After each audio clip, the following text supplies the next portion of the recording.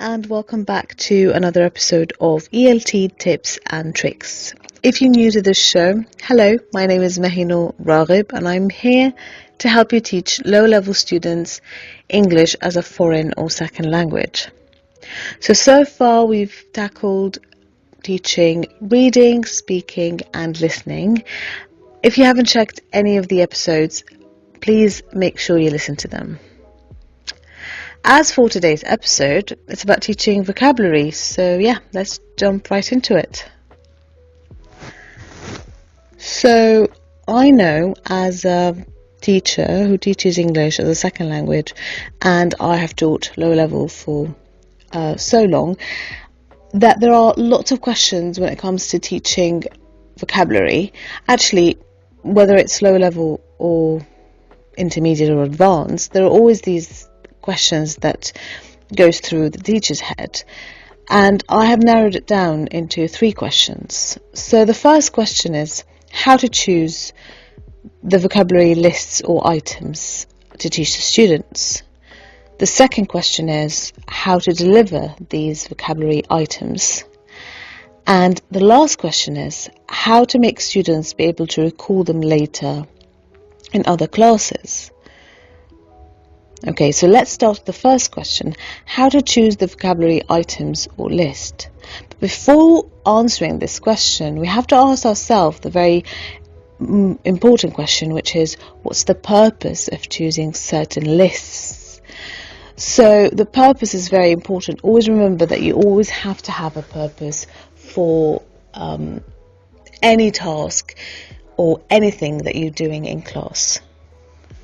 So, when choosing vocabulary lists, you have to make sure that the list you're choosing complements other areas in your teaching, or by areas I mean skills. So I want them to use the vocabulary in writing or in speaking, for example.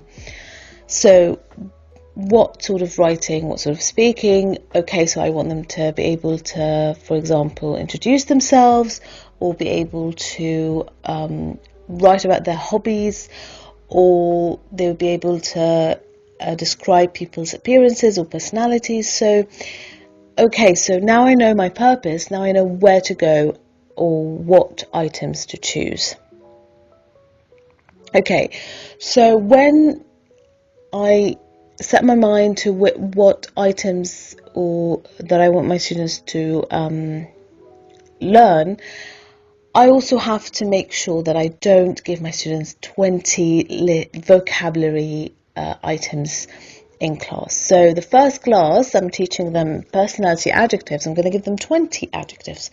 I mean, that's a lot of adjectives, and it's very challenging for low-level students. Actually, it's very challenging for any level of student, because it becomes too challenging cognitively, and I just want them to be able to recall 5 or 6, or I'd say maximum 10 items of vocabulary in class and later on. So pushing 20 vocabulary into their brains, it's an impossible task.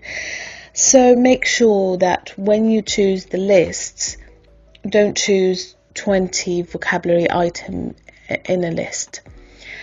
Okay, so where to get the lists from? Well, of course you have your textbooks, and if you're a new teacher, please use textbooks, because they always a big help. But if you want to get them from other sources, then fine, do it, but make sure that the topics that you're tackling are suitable for the level, suitable for the interests, the background, and all that. So you have to put that in mind.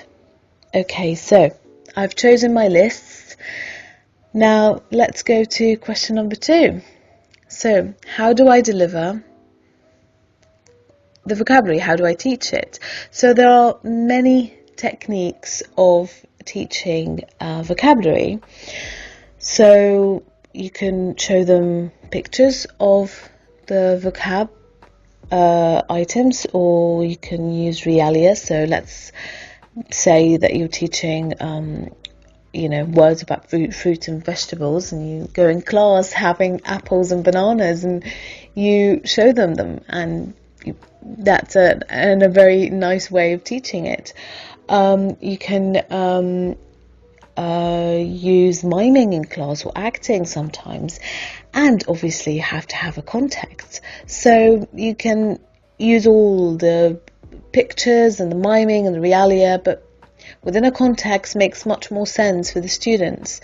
You can have a small reading text or a small listening track or a video, or you can actually come up with a story yourself, and just that would be your context. It doesn't have to be a reading text from the book. It could just be a nice story, and it's a nice relatable story. It could be about you.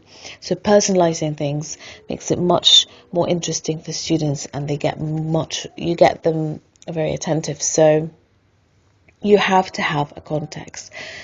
Teaching vocabulary within a context makes it so much easier for students to recall it later, and I'll talk about that next.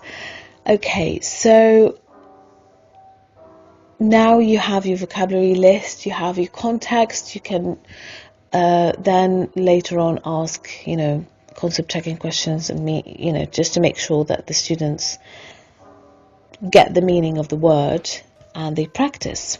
Brilliant. Okay, so they practice using like controlled practice, like complete or choose the words, and then they have to do a practice, which is the free production practice, where they use the words more independently on their own. Okay, so let's come to the last question, which is how to make sure that students be able to recall the vocabulary list later on. Okay, so as I mentioned before, we have to have a purpose. So our purpose is, for example, to students be able to, describe people's personalities. And let's say it's writing or speaking. And every time I want students to be able to recall it. And obviously it's not an easy task. Students don't remember, you enter class and you just tell students, do you remember the last time we had these and these and these vocabulary, and you just see blank faces all over the classroom, and that's quite normal. So how to help students to recall it? The first tip I'd say is repetition. So repetition is really magic. How do I do that? Well, let's say that the first session you introduce students to personality adjectives, and they understood it, they done the control practice, the free practice, fine. Next session, I want students to write a small paragraph describing their best friend, for example. So they describe their personalities. Brilliant. But now I tell students, okay, just remember to add the list or some of the words that we've had last session. But obviously students won't remember. So the best thing you do is you direct them to where that was in the book, or you can write them on board, or you can have a ready-made newspaper sheet that you can stick it on board and just ask them to always refer back to it. And they do remember, but when they see it, they remember it and they can refer back to it. If you continue on doing this, so the next session you do the same, you direct them to the page number where the students can find the vocabulary items, or you can write them on board, newspaper sheet, as I mentioned, on board. By the fourth session, you don't need to do that. They'll be able to recall it. Just, yes, yeah, we remember these words. Okay, so repetition is always a key, and it becomes a routine for students. They know now what they're doing. It's just when it's a routine, it's much easier for their brain to recall it. Right, the next tip I'd say is you also want to maximize students' number or vocabulary bank. And how do I do that? How, as a teacher, encourage students to do that? Again, with the idea of routine, you can create another routine. So I want students to be able to have more adjectives. So I wish that students be able to know 20 adjectives, but I couldn't teach them in class because it's impossible. So I taught them 7 adjectives, and I want my students to have, more adjectives in their bank. So when you create another routine, which is, for example, tell your students, okay, so next time make sure you bring to the class, or tell your colleagues a new adjective that you've learned. Okay, so students come with one new adjective that they've learned. So you choose a couple of students and they tell you a couple of adjectives, and they actually sort of explain it or teach it for their colleagues. Obviously they're low level students, so they won't be able to explain it properly, so they probably use the equivalent of it in their mother tongue language, or L1 language, and that's absolutely fine, the low level students.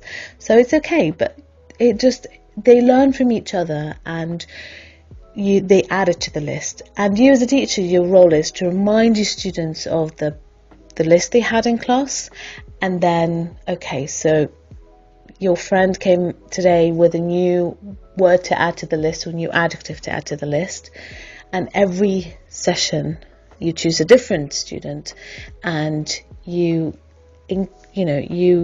increase that list, and by repetition again, so you'll be able to recall all the words. Not all the words, let's say 80 or 90% of the words. So I hope these answered a little bit of your concerns about teaching vocabulary. So the important thing is you have your purpose, you choose the right list that suits that, or that is good for your purpose, and you have to make sure that you always repeat. Repetition is a key. Create a routine for your students, and actually involve your students in that process as well. So thank you so much for listening, and please stay tuned for the next episode, which is going to be about teaching grammar. Thank you so much, and thank you. Bye.